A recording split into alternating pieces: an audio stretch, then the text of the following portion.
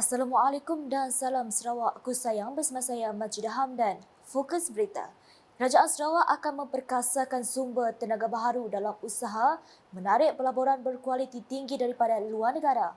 Primer Sarawak Datuk Patinggi Tan Sri Dr. Abang Abdul Rahman Zahari Tun Datuk Bopeng berkata, kerajaan negeri juga menumpukan pelbagai strategi pelaburan dan inisiatif dasar ke arah meningkatkan jumlah pelaburan asing. Menurutnya, antara strategi tersebut adalah menerusi plan mentransformasikan tenaga melalui sumber yang boleh diperbaharui dan kelestarian alam sekitar. We focus on energy production where we can determine our tariff. If your tariff too high, investor will not come because of the cost of production. But if our tariff is reasonable, Sarawak at the moment is the lowest in this region in terms of tariff. So you can come anytime to put your plant here and then using our power. In other words, when energy is there, then economy can be moved forward.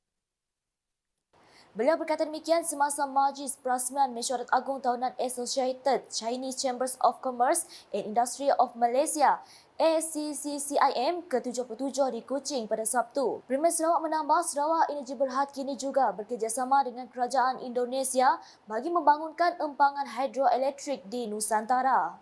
And they mean Sarawak has a network in Indonesia to prepare what the President say, Nusantara. So we are going there already. And I was with the President of Indonesia launching the project itself, meaning we will provide power to Indonesia. And we are now negotiating to provide power to Singapore. Seramai 500 perwakilan dan tetamu daripada 12 negara antaranya Australia, Indonesia, Brunei, Singapura, Mauritius, China dan Malaysia turut hadir dalam program tersebut. Sementara itu, Datuk Patinggi Tan Sri Abang Zahari memberitahu pelajar lepasan sijil peperiksaan Malaysia SPM 2022 diseru untuk menceburi bidang teknikal bagi memenuhi permintaan pekerjaan yang disediakan oleh Kerajaan Sarawak pada masa hadapan. Katanya golongan muda memainkan peranan untuk berusaha meningkatkan ilmu dan kemahiran masing-masing dan meningkatkan daya saing merebut peluang daripada ekonomi terbuka ini. Dengan penekanan di bawah sektor tenaga hijau, green technology, yang sedang diusahakan oleh kerajaan, misalnya golongan belia harus tangkas untuk merebut peluang sedia ada agar mereka layak untuk mengendalikan peluang pekerjaan disediakan. Beliau berkata demikian menerusi teks ucapan yang dibaca oleh Menteri Pendidikan, Inovasi dan Pembangunan Bakat Sarawak, Datuk Roland Sagawiin, sebelum Majlis Perasmian Expo Pendidikan Sarawak di Kuching pada Sabtu. Premier Sarawak menambah kerajaan Sarawak sedang memacu pembangunan infrastruktur untuk meningkatkan taraf hidup, mengembangkan ekonomi bagi menyediakan peluang perniagaan dan peluang pekerjaan serta melatih anak-anak Sarawak untuk menjadi lebih mahir dan meningkatkan tahap pendapatan. Bangunan industri akan dirancang berdasarkan peluang-peluang industri serta pengeluaran industri pertengahan, hiliran dan serta kepayaan ekspor. Justru katanya anak-anak Sarawak harus menyedari hal ini dengan mengambil kesempatan yang ada sebab negeri ini memerlukan generasi muda yang perlu selari dengan kehendak masa depan. Dalam majlis itu, seramai 27 orang pelajar cemerlang SPM 2022 menerima anugerah yang disampaikan oleh Datuk Roland Saga dan disaksikan serentak di 42 daerah seluruh Sarawak. Di Limbang pula, Timbalan Premier Sarawak Datuk Ahmad Awang Tengah Ali Hassan menyerahkan geran tambahan projek kecil luar bandar MRP kepada pemohon tahun 2022 yang belum mendapat geran tersebut.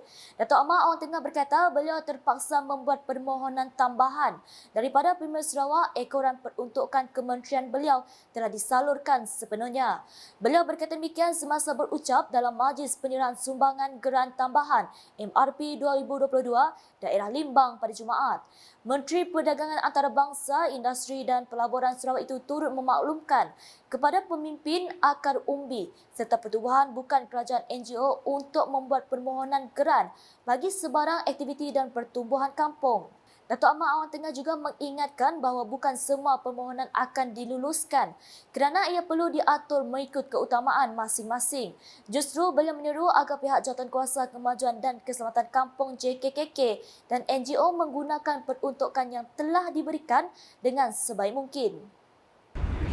Dan pastikan kita mempunyai proper account, statementnya mesti betul, ya. Kerana kita ini menjalankan tugas amanah, ya, untuk kepentingan anak buah kita di kampung, untuk ahli-ahli NGO kita, ya. Dalam perkembangan lain, beliau berkata pengiktirafan Bank Dunia terhadap negeri ini merupakan aspirasi untuk menjadikan Sarawak sebagai sebuah negeri yang maju dengan berpendapatan tinggi selari dengan strategi pembangunan pasca COVID-19 PCDS 2030. Ujarnya antara usaha lain yang telah dilakukan oleh Sarawak untuk mencapai status negeri berpendapatan tinggi termasuk membangunkan infrastruktur dan kemudahan asas, membangunkan ekonomi secara keseluruhan dan meningkatkan sektor pembuatan, sektor minyak dan gas serta aktiviti hiliran utama di negeri ini.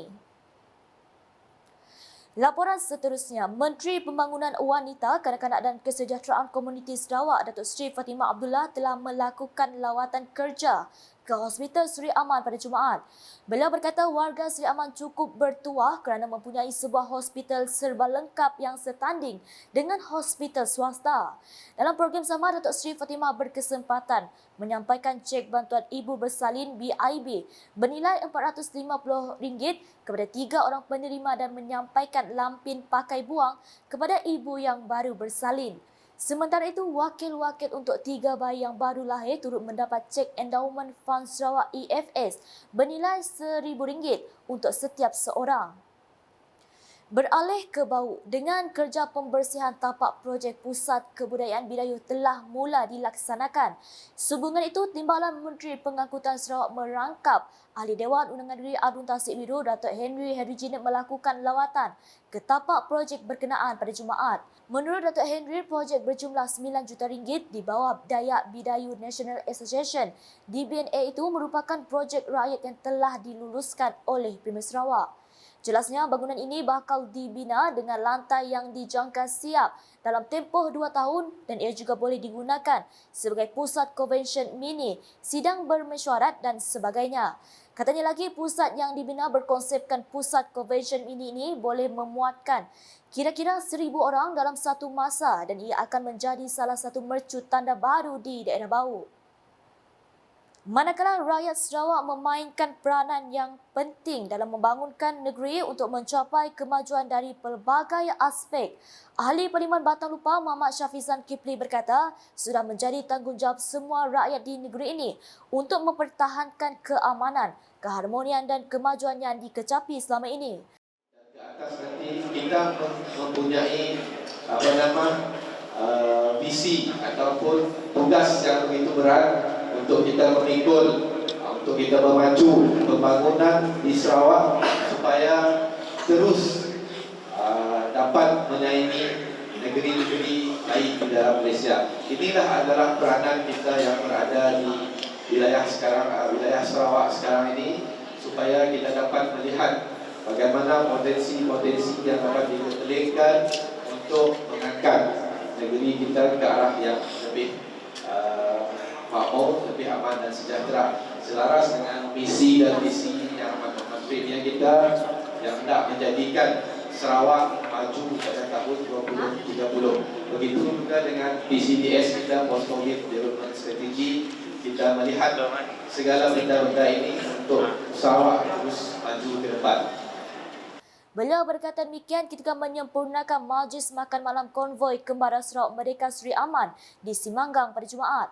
Dalam pada itu, Muhammad Syafizan memaklumkan sambutan perayaan 60 tahun Sarawak Merdeka bahagian Sri Aman dimeriahkan dengan 3 program utama iaitu pameran digital, Sri Aman Kitchen dan program jualan keusahawanan serta konvoi Kembara Sarawak Merdeka yang dijalankan serentak bermula 3 Julai 2023 dan akan meneruskan ke destinasi seterusnya iaitu bahagian Serian pada 8 Julai 2023.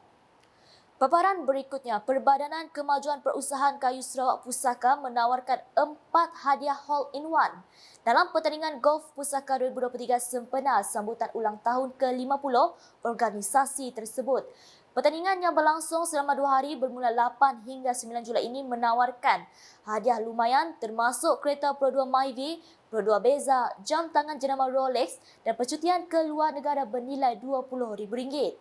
Pengurus Besar Pusaka Datu Hashim Bojek berkata, pertandingan golf Pusaka telah dianjurkan sejak 29 tahun lepas.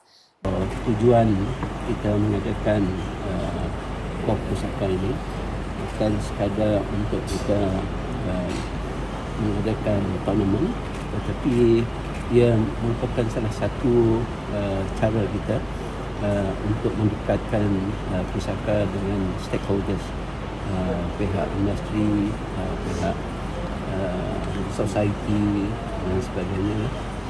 Beliau berkata demikian semasa ditemui media selepas majlis penyerahan trofi dan hadiah hole-in-one di Kuching baru-baru ini. Difahamkan seramai 120 orang peserta akan mengambil bahagian untuk kategori terbuka pada 8 Julai, manakala 120 orang lagi bertanding untuk kategori jemputan pada 9 Julai ini. Sekian edisi malam bersama saya Majidah Hamdan. Berita berlanjut boleh didapati di semua platform media sosial UKAS, termasuk Putih UKAS, Sarawak.jv dan UKAS Channel di YouTube. Sebelum mengakhiri berita UKAS edisi malam ini, saksikan video pendek mengenai visi Premier 2030, Revenue Reengineering, DBOS and Development Funding, #Mebafakta, Salam UKAS. Visi Premier 2030, Revenue Reengineering, DBOS and Development Funding.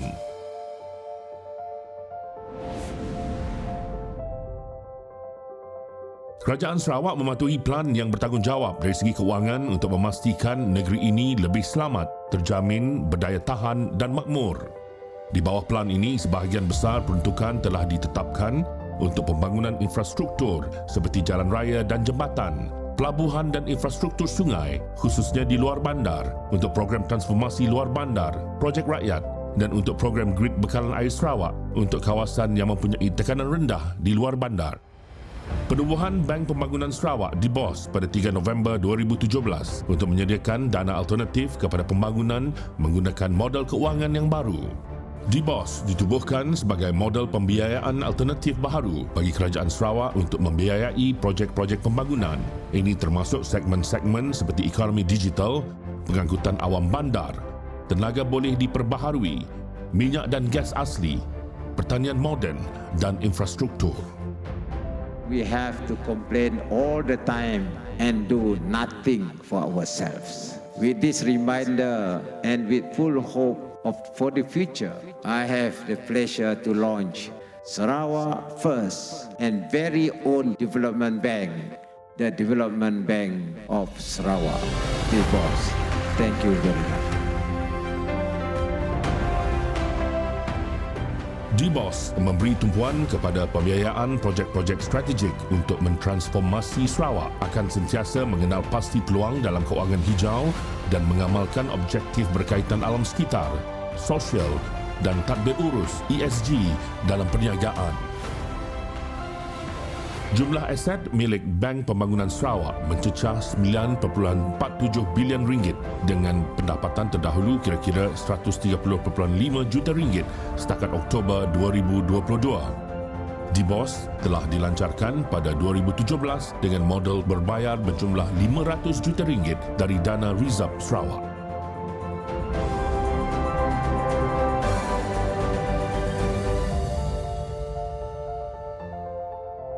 Visi Premier Sarawak Maju 2030.